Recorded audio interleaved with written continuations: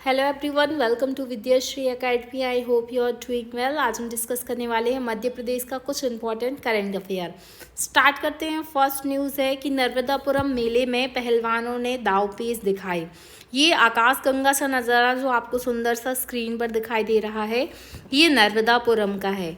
नर्मदापुरम से आपको याद आता होगा होशंगाबाद। होशंगाबाद का नाम बदल के नर्मदापुरम किया गया। तो ड्रोन से ये तस्वीर ली गई है और यहाँ पर रामजी बाबा का मेला लगा हुआ है। तो आपसे प्रीलिम्स में क्वेश्चन पूछा जा सकता है कि रामजी बाबा का मेला कहाँ पर लगता है, तो आंसर होगा रामजी बाबा का मेला जो है वो नर्मदापुरम में लगता है। तो यहाँ से आपको ये पॉइंट अच्छे से याद रखना है। सेकंड, हम बात कर रहे हैं यहाँ पर कि उज्जैन में इन्वेस्टर मीटिंग हो रही है। इन्वेस्टर मीटिंग में पर्यटन नगरी बनाया जाएगा चंदेरी को। चंदेरी एक बहुत ही फेमस स्थल है। चंदेरी किस चीज़ के लिए फेमस है ये आप मुझे कमेंट बॉक्स में लिखकर बताएंगे। चंदेरी के जंगल में डेवलप होगा मिनी मालदीव्स। अभी आप सभी चर्चा में सुन रहे होंगे, जब से लक्षद्वीप चर्चा में आया है तभी से मालदीव्स भी बहुत अधिक चर्चा में आया है। तो मध्य प्रदेश में बनने जा रहा है मिनी मालदीव्स। कौन सा स्थान वो होगा? ये होगा चंदेरी। अब जैसे कि हमने पहले भी डिस्कस किया कि उज्जैन में इन्वेस्टर मीट हो रही है और इस इन्वेस्टर समिट में 2 मार्च को ऐसा एक प्लान तैयार किया गया है कि चंदेरी को एक पर्यटन स्थल बनाया जाएगा। तो यहाँ पर क्या तैयार किया जाएगा? 50 करोड़ रुपए से ज़्यादा का निवेश होगा, जहाँ पर 5 स्टार लग्जरी होटल बनाया जाएगा, रिसोर्ट बनाया जाएगा। इसके साथ साथ तालाब, स्पोर्ट्स एक्टिविटी, वोटिंग, रेस्टोरेंट जैसी जो भी वीआईपी एक्टिविटीज़ होती हैं, सुविधाएं होती हैं, वो सब यहाँ पर प्रोवाइड की जाएंगी। तो ये बहुत ही अच्छा एक प्लान है और मध्य प्रदेश जिस तरीके से पर्यटन की दिशा में आगे बढ़ रहा है, उसको एक नई दशा देने का काम ये प्रोजेक्ट कर सकता है। तो ये काफ़ी अच्छा टाई अप है। इस पे राजस्थान का और उत्तर प्रदेश भी साथ में मिलके काम कर रहे हैं। जो अनंता ग्रुप है, जयपुर का अनंता ग्रुप और राजस्थान और उत्तर प्रदेश के जो होटल और रिजॉर्ट हैं वो इसमें मिल करके इन मध्य प्रदेश की मदद करेंगे। नेक्स्ट जो प्रोजेक्ट है, जो करेंट अफेयर है, वो बहुत अधिक महत्वपूर्ण है।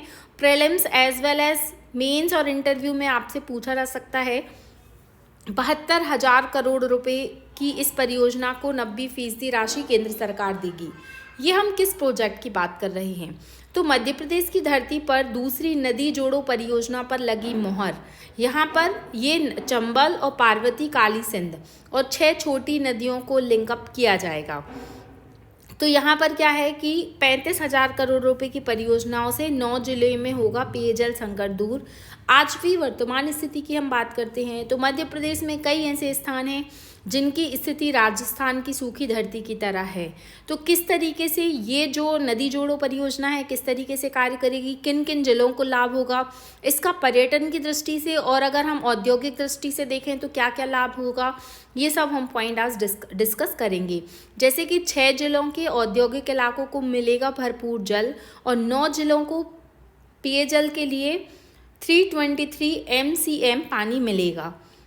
अब देखिए, इसमें मध्य प्रदेश और राजस्थान मिलकर कार्य कर रहे हैं, तो मध्य प्रदेश और राजस्थान दोनों को ही लाभ होगा। अगर हम मालवा रीजन की बात करते हैं तो उज्जैन, शाजापुर, धार, इंदौर, आगर मालवा में फ़ायदा होगा।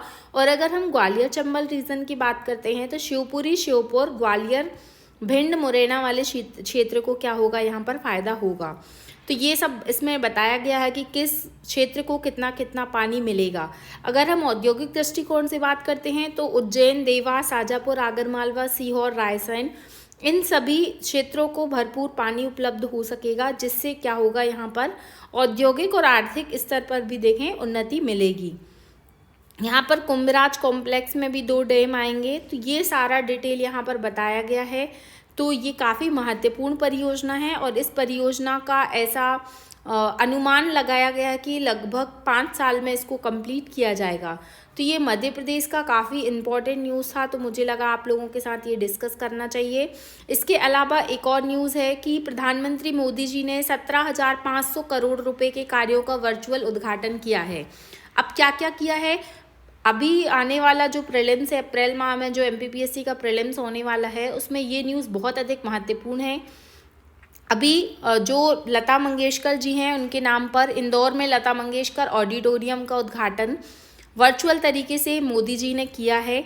और इसके अलावा आपको याद रखना है उज्जैन, महाकाल नगरी उज्जैन में विक्रमोत्सव का आयोजन किया जा रहा है, जिसके अंतर्गत अभी उज्जैन में क्या हुआ है, वैदिक घड़ी का उद्घाटन हुआ है।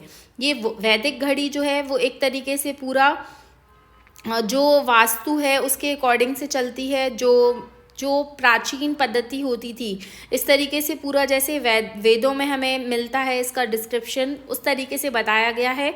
आप मुझे बता सकते हैं कमेंट बॉक्स में कि इसमें कितने घंटे होंगे और किस तरीके से इसकी जो कार्य प्रणाली है वो कैसे काम करेगी। अगर आपको पता है तो आप बताइएगा।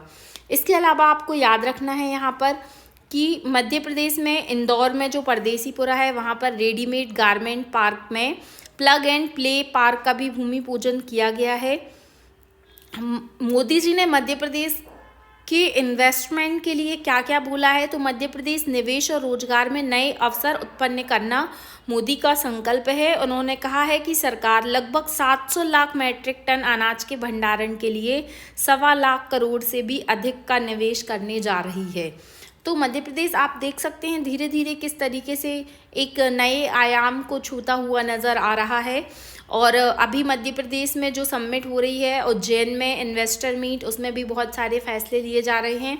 जैसे उज्जैन में आपने सुना होगा महाकाल लोक कॉरिडोर, उसी तरीके से देवास में बनने जा रहा है देवी लोक कॉरिडोर, जिसमें 104 करोड़ रुपए के कार्यों का भूमि पूजन किया गया है। और ऐसा बोला गया है कि जो भारत आएगा वो उसको मध्य प्रदेश में आना ही पड़ेगा। क्यों आना पड़ेगा? क्योंकि हमारा मध्य प्रदेश है ही इतना सुंदर। अगर हम पर्यटन की दृष्टि से बात करते हैं तो ढेरों पर्यटक स्थल हमारे मध्य प्रदेश में आपको देखने मिल जाएंगे।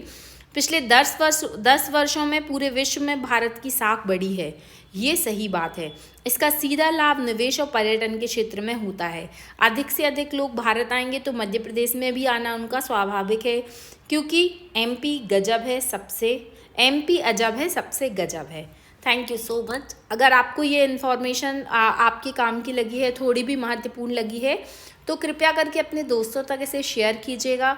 चैनल सब्सक्राइब नहीं किया है तो please subscribe. Thank you so much. पढ़ते रहिए, खुश रहिए। जय हिंद, जय भारत।